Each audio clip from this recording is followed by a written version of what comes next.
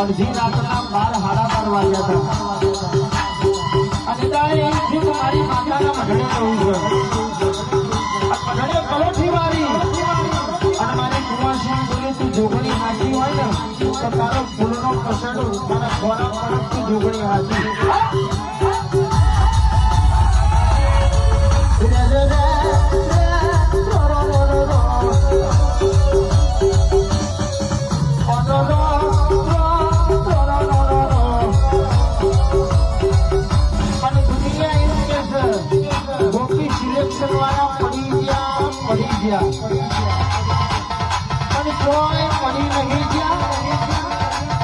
હજી તો પિક્ચર આખું બાકી છે.